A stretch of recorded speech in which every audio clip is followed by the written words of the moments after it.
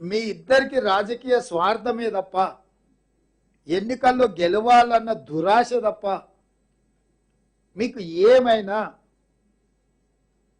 విచక్షణ ఉన్నదా అని కాంగ్రెస్ పార్టీ మిమ్మల్ని అడుగుతుంది. అందుకే ఈరోజు ఈ తెలంగాణ రాష్ట్రం ఇచ్చింది కాంగ్రెస్ పార్టీ, తెలంగాణ రాష్ట్రాన్ని కాపాడేది కాంగ్రెస్ పార్టీ, ఈ తెలంగాణ రాష్ట్రాన్ని అభివృద్ధి పదం వైపు నడిపించేది కాంగ్రెస్ పార్టీ, ఈ తెలంగాణ రాష్ట్రంలో సంక్షేమ పథకాలు అమలు చేసేది కాంగ్రెస్ పార్టీ. మాకున్న బరువు బాధ్యత ఎవ్వరు మమ్మల్ని ప్రశ్నించే అధికారం లేదు. ఈ 75 రోజుల్లో ప్రతిరోజు ప్రతి గంట ప్రతి నిమిషం ఈ రాష్ట్రాన్ని చక్కదిద్దడానికి మేము ప్రయత్నం చేస్తున్నాము. 10 సంవత్సరాల చంద్రశేఖరరావు 100 ఏళ్ళకు సరిపోయే విధ్వంసం చేసాడు తెలంగాణను.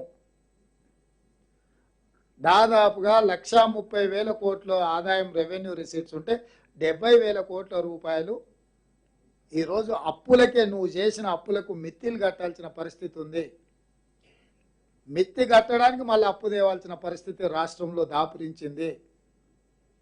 శక్తినంతా కూడా తీసుకొని ఆర్థిక పరిస్థితిని చక్కదిద్ది ముందుకు నడిపించాలనే ప్రయత్నం చేస్తున్నాము.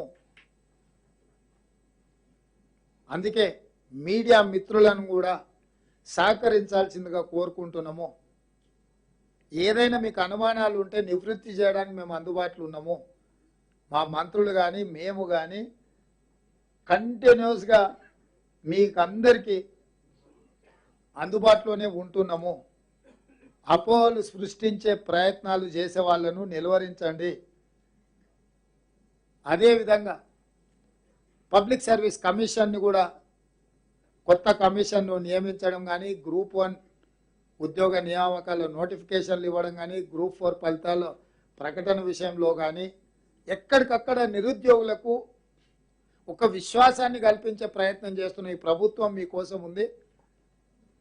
మీ ఉద్యోగ నియామకాలు చేపట్టడానికి ఒక స్పష్టమైన విధానంతో మేము ముందుకు వస్తున్నాము అని చెప్పి నిరుద్యోగ యువకులకు మేము భరోసా కల్పిస్తున్నాము.